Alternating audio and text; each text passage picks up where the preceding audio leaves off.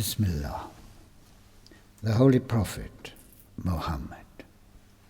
Grace divine.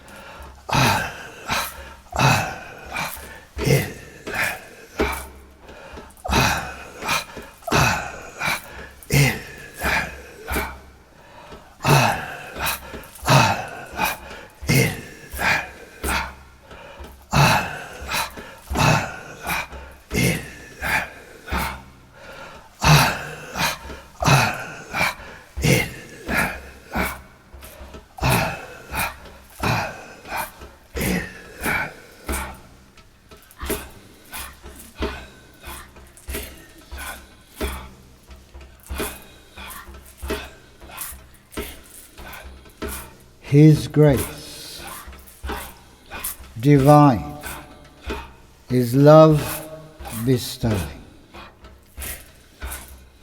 A river of light into our soul is flowing. In the Holy Prophet's shade we sit on green grass and delighting in it.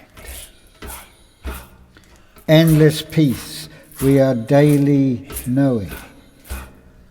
O grace divine, His love bestowing.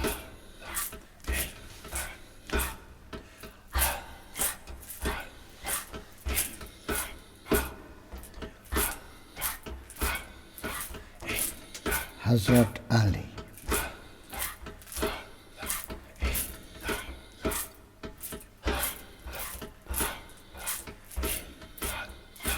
In the smile of the great Hazrat Ali,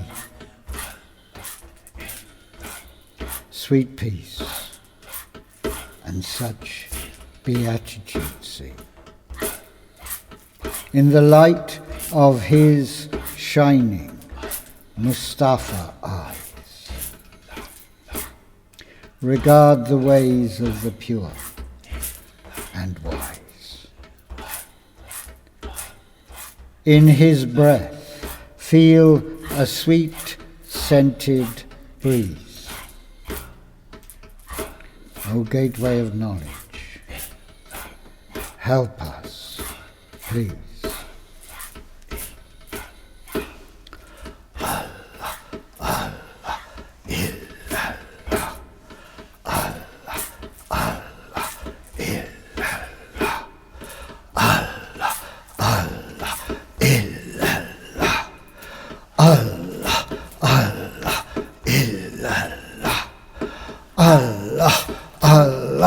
Illallah, Allah, Allah, illallah, Allah, Allah, illallah, Allah, Allah, illallah, Allah, Allah, illallah.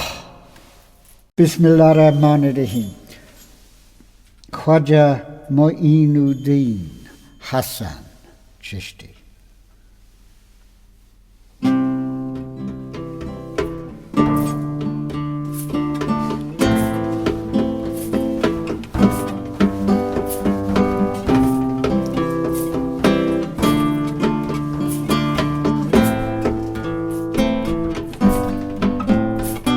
In Ajmer, the entrance to the endless energy of ecstasy can be found. Where the presence of the Emperor of Love is everywhere, all around. Where the capacity to purify in the celestial fire of love has its center. Where the sincere seeker is bidden by the unsleeping sentry to enter. Where the words of Allah take on a life not suspected by the ignorant. Where passion for truth is a vehicle that carries us beyond mere cant. Where the spirits of saintly souls impregnate the soil with their purity. Where the world despairs and at last departs, leaving just His infinity. O Khwaja, there is in me that which would ask for 1,000 favors, but you know best where to pour divine love with its myriad flavors.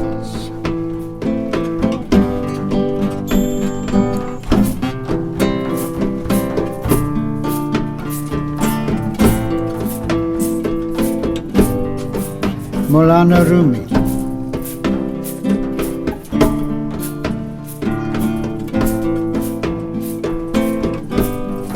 Maulana's medicine is making us whole, destroying love of the world in the soul.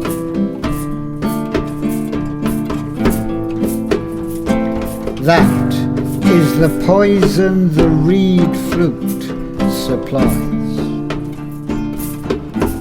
For when such an unhealthy love dies, then the true beloved it once concealed in his great beauty becomes revealed. Thus the poison may become the cure, and all things be seen as holy and pure.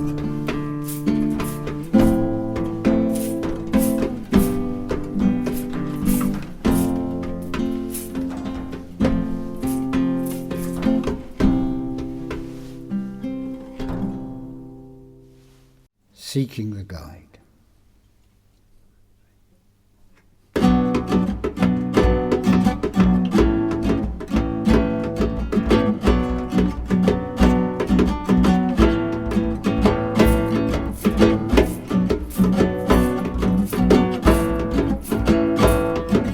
For the few, it has begun, the journey they were wanting. Though they do not know it yet, their real life is starting.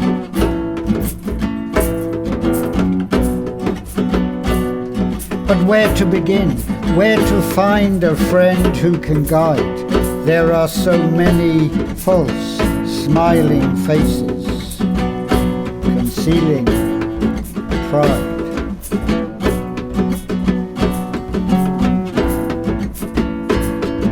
So many half-cooked, blind enthusiasts wanting to lead. So many who think it's more than enough just to read. So many who know something and think it's everything. So many well-meaning ones who gave up more seeking.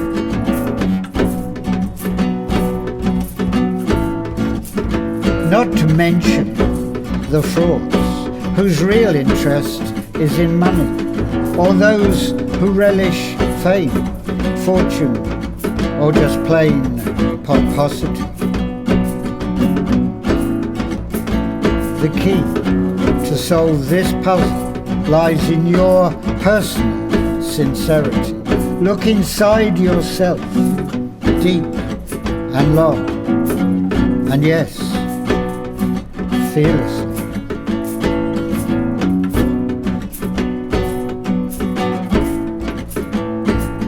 Do not accept any reasoned excuse yourself may offer.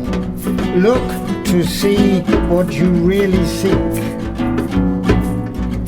Is it selfish pleasure? Following this or that random writer can only be confusing. Seek the true guide within by prayer, and yes, by pleading.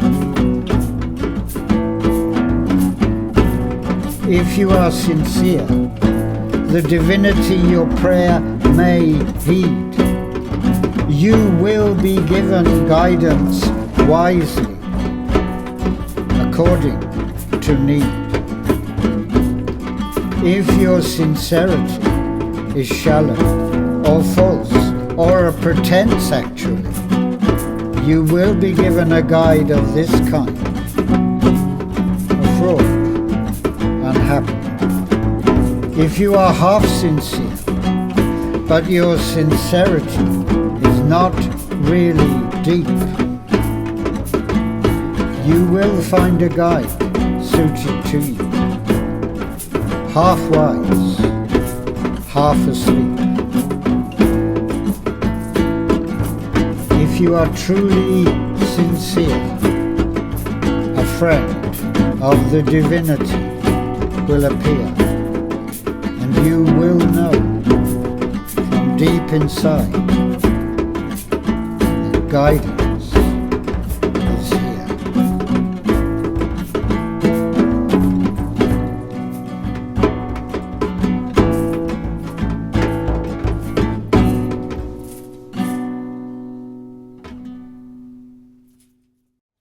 Submission.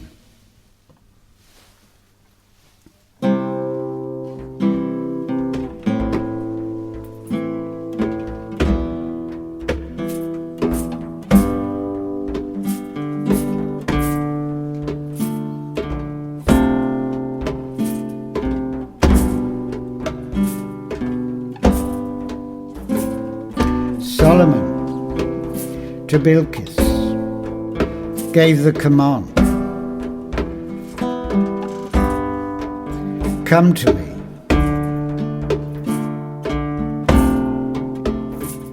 Now a queen such as she does not obey so easily.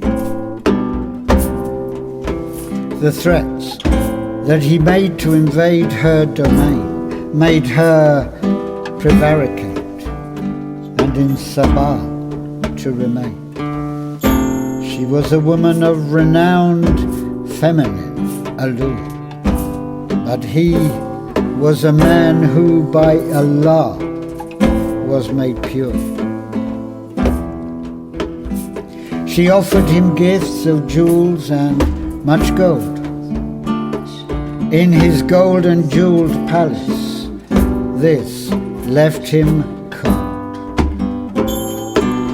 Her idolatry was limited to only worshipping the sun. He wanted her to see that the sun is a created one.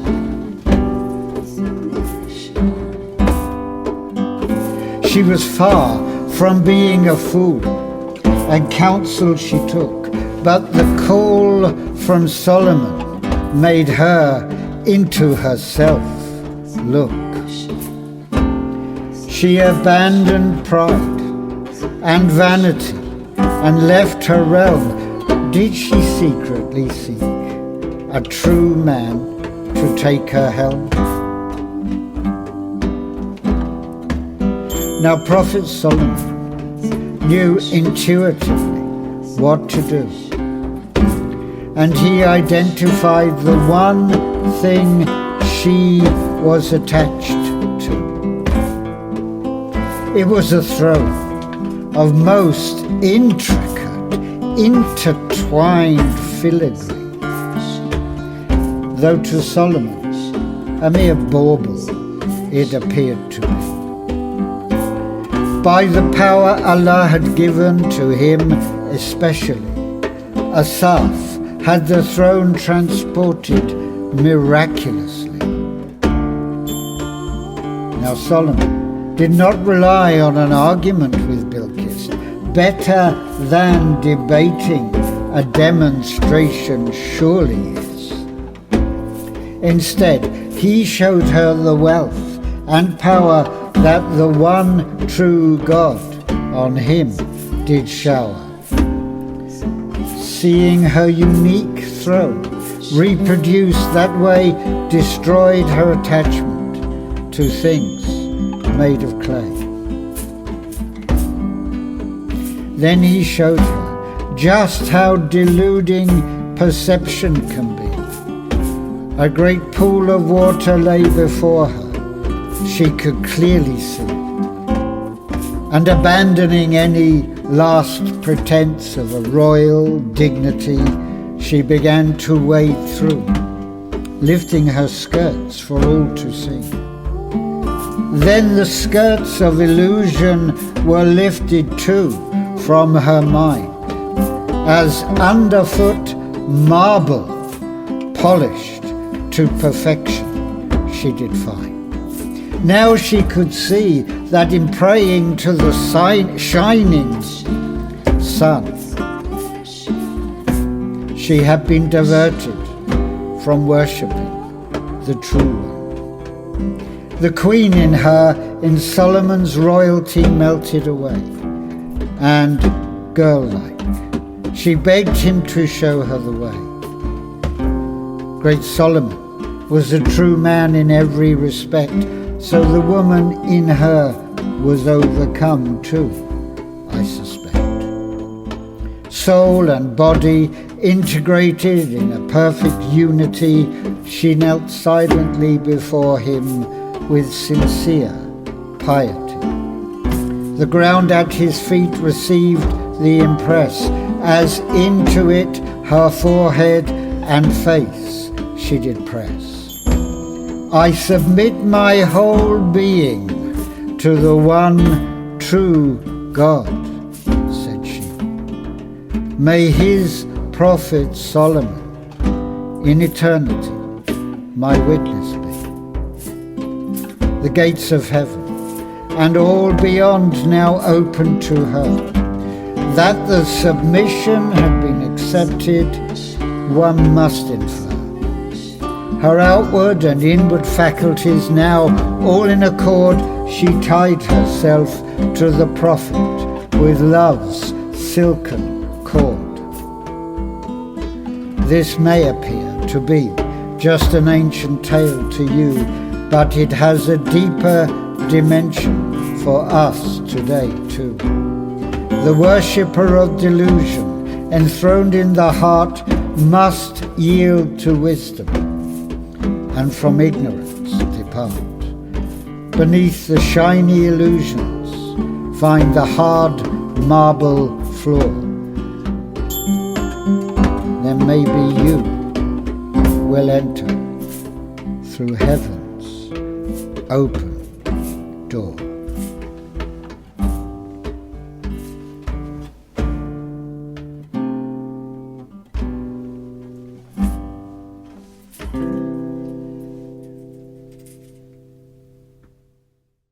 Repentance.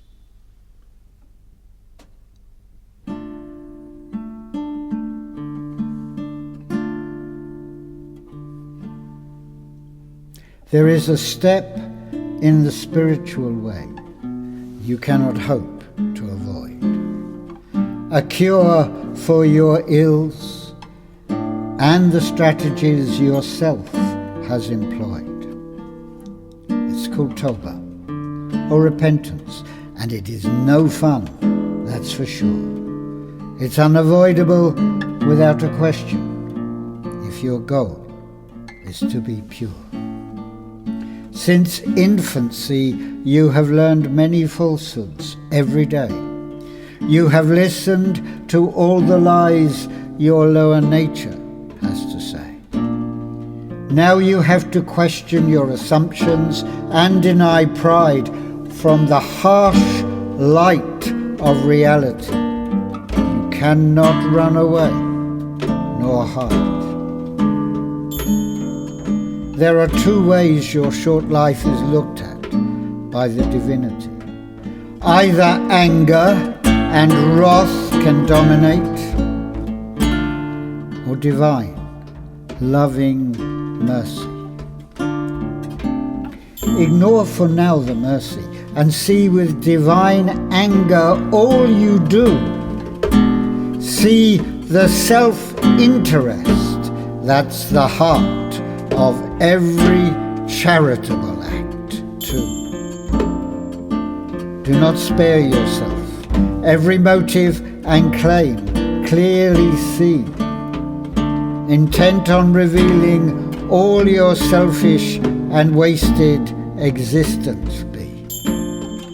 Until you know for sure you have abused the gift of your life and despise yourself as a specimen of meaningless strife. You will want to die. The unblinking void will look back at you, but the death you seek is not of the body. That just obeys you. From your selfish nature you seek release. Your chains must go. Freedom from your own oppression you need. Now you know. If you were physically dead, you could do nothing anyway. So keep the body alive, just make it serve in a different way. Now, nothing matters except how to work for a better cause. Now you are free from public censure and public applause. The divinity watches. Your firm intention is heard, of course. Does your life now follow a new and a much better course? If your intention is selfless, and your good deeds now grow the divinity, turning from anger, a forgiving love will show. Now understand this, something that in divine mercy is hid. It does not just forgive. It shows the good in what you did. I could say so much more about this marvelous change, but reason would balk at it, and sense would find it strange.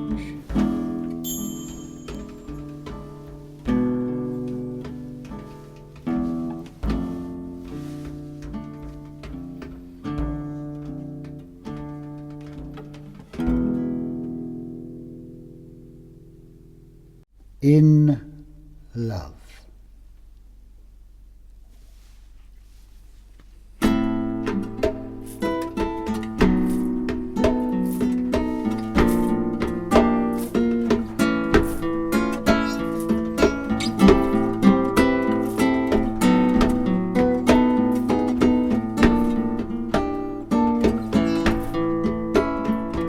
Love.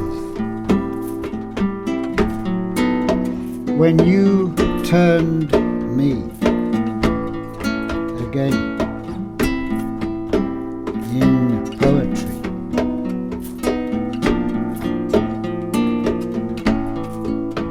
we became one, in one. Me, in you, in me. You, round me, round you. Dancing effortlessly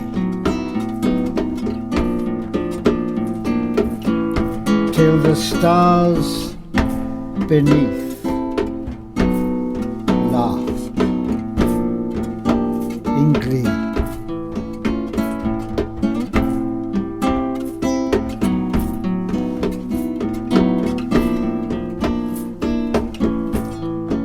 The moon smiled so appreciatively. The sun agreed, patient in its supremacy. The sphere's renowned musical sound to the heart's ear, joy in sorrow had found.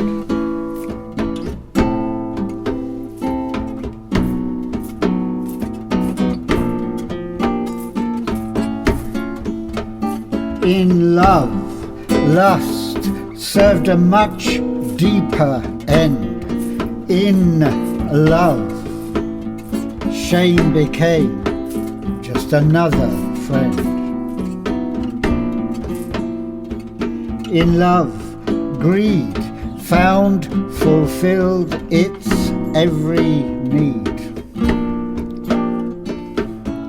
In love, the persistent rebel Shahada did read.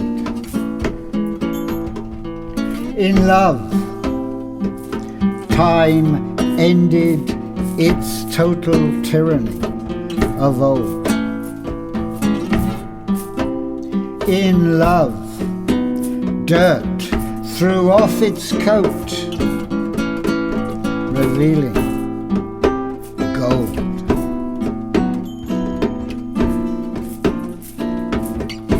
In love, vanity from being a jailer did cease. In love, the pearl was pierced by peace.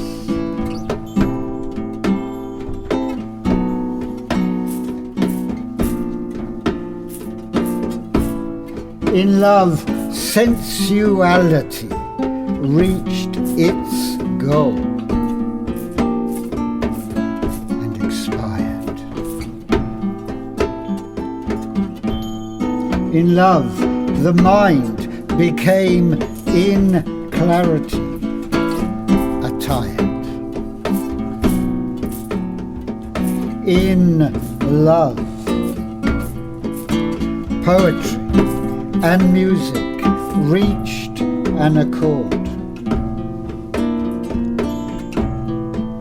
In love,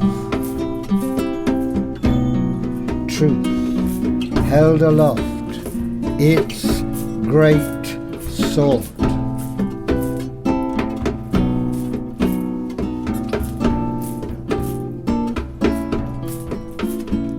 In love, wise Abraham from the fire was secured. In love, mighty Muhammad men to paradise led. In love, brave Ali became a lion and roared. In love, great ghost pack a starving man fed.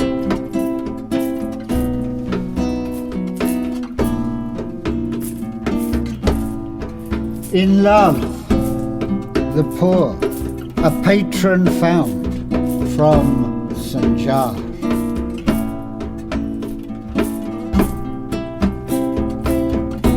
In love, Bilqis to wisdom came from Shiva.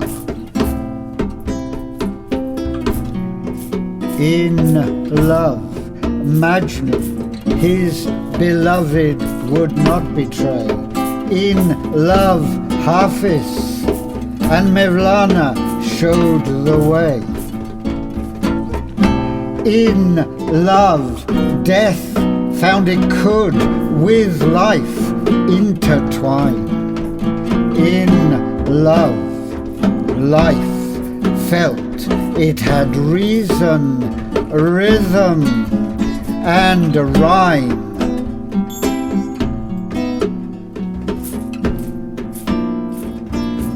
In love, true religion found its perfect purity.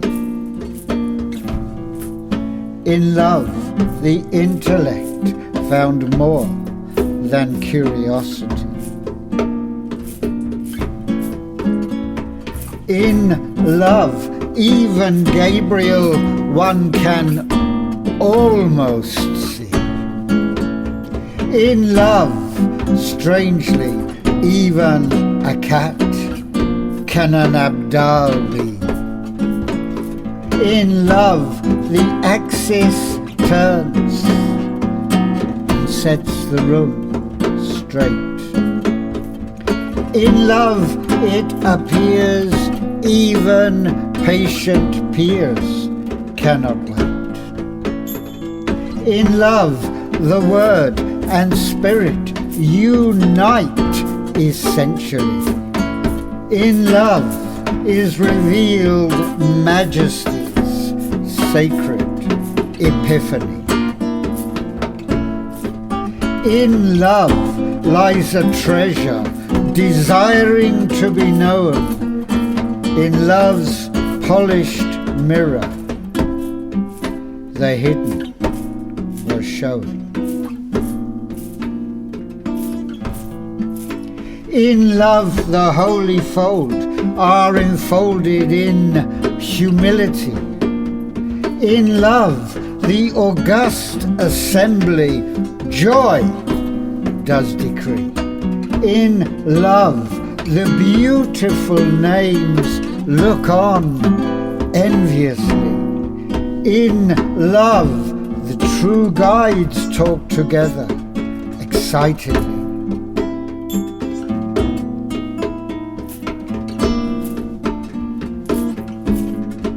O love, not only of the heights can you speak. When you, in me, in you, have touched the peak, from the great deep, a solemn sound says,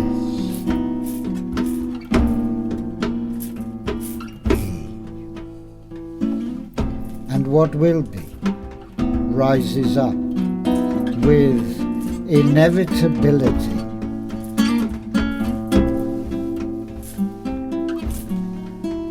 Then, like a babe, fresh from the womb, or like words from a holy saint's tomb, this thought as your gift appears in me. In love, you have found your humanity.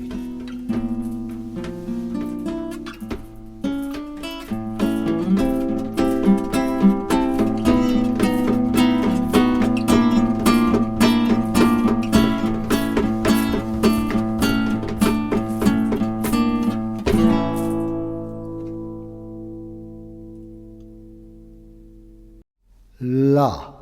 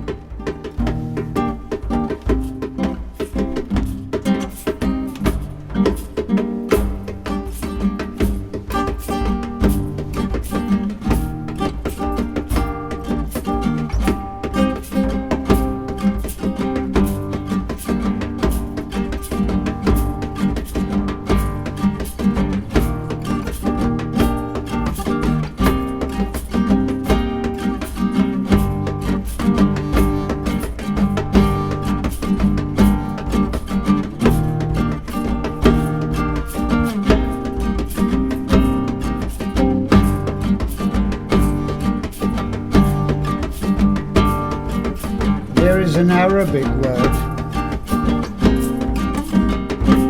la.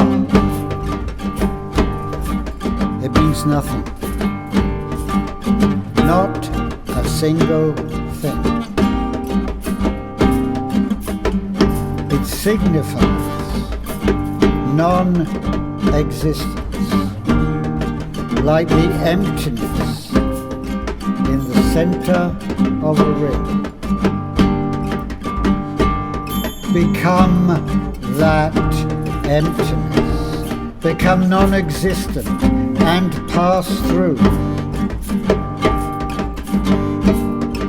but only by the graceful invitation of the divinity. This can you do.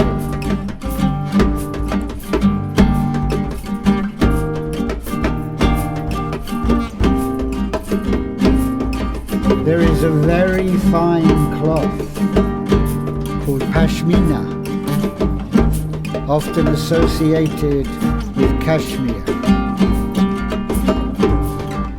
A shawl made of it can be threaded easily through a ring, it would appear. Refine your own gross nature and weave with great delicacy every thread. Maybe you will pass through the ring of fire and to the divine love be led.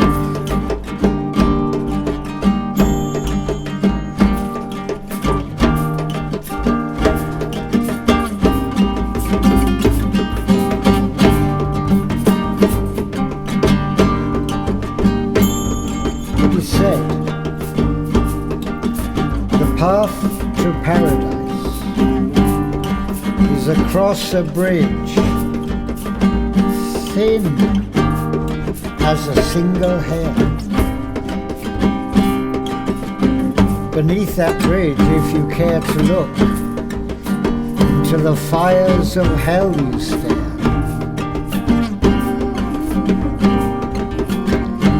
How to cross over? It's impossible. Yet the other side you must reach.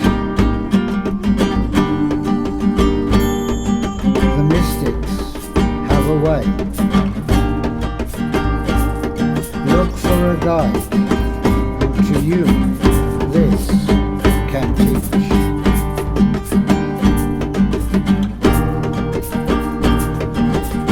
When in Ajmer, most days to the court of Khwaja Sahib, I tried to go. There was a time this was just sitting near a grave. I didn't know. Now, to pass into that great court, Nawab Saab's permission I seek, so that to the great ruler of the subcontinent I may humbly speak.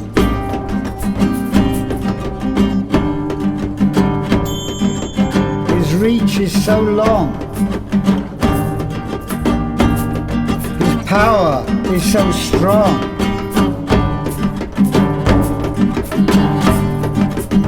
his love is vast and deep.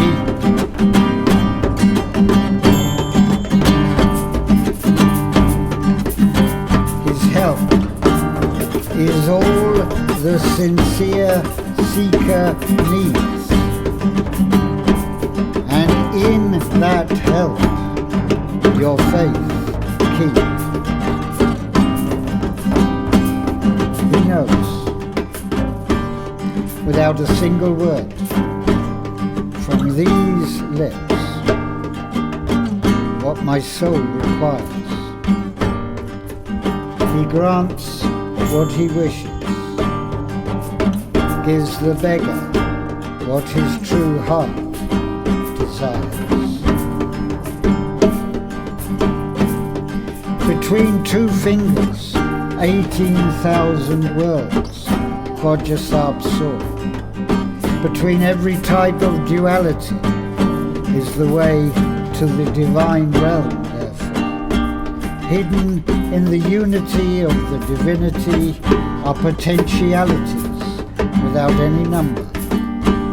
The straight way passes through the needle's eye, so do not slumber. And if your mouth is dry and it's hot, then at least try to call the divinity. If you are sincere and desperate, your cry will be answered very quickly. The ways of the divine are as mysterious as infinity. Please understand. Do not try to calculate them. Just realize everything is held in His hand.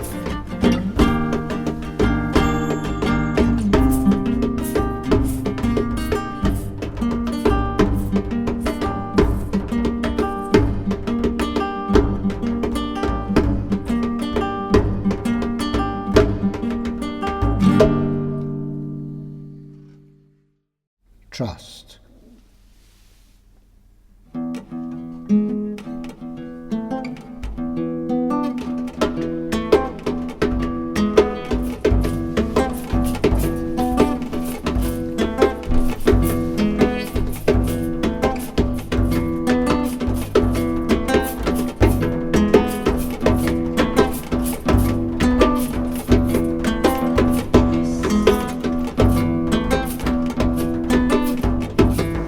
Now let us turn to trust.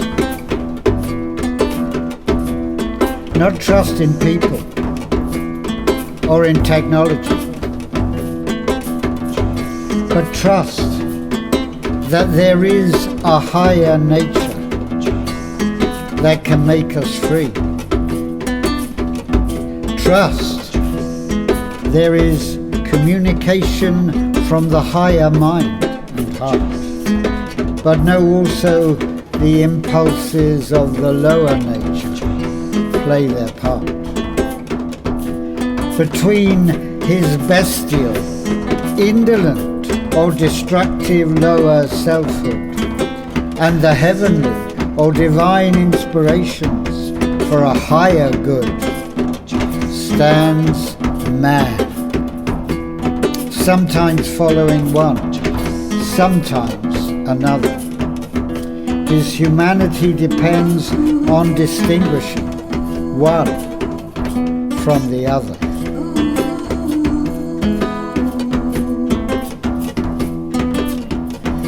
People think that trust in divinity means no responsibility. It's all in the power of the divine. So effort is not necessary. Trust in the divine does not mean this, not by any measure. Man's lower nature makes him a believer, but only in leisure. Trust in God means and implies making a clear discrimination between low impulse and the flow of divine, higher inspiration.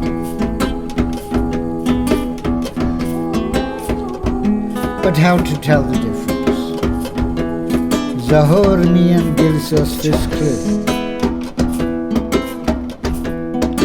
Be patient.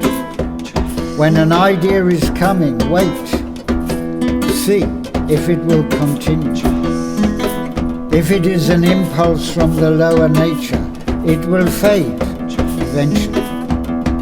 But pure inspiration from on high has about it a permanency. Khwaja had so many dreams of the Holy Prophet before finally telling a youth of 17 that his successor he would be. So trust in God is in distinguishing inspiration's source, and then with surety following the higher path, of course. And if you do that with consistency, you will be on the way, and your own higher nature you will simply not betray.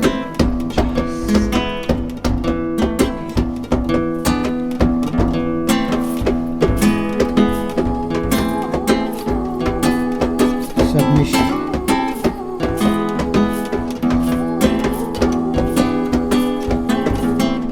Now is the stage of such importance, yet few this can do.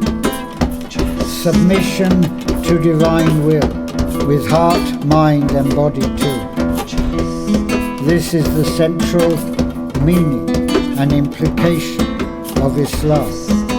This you must do, if to others you do not wish to do harm. Muslims in prayer will touch the forehead on the ground. Physically easy, but this the heart and mind have not found. There is no effort of will that can ever make the heart do it. Only divinity can make it happen, and a Holy One witness it.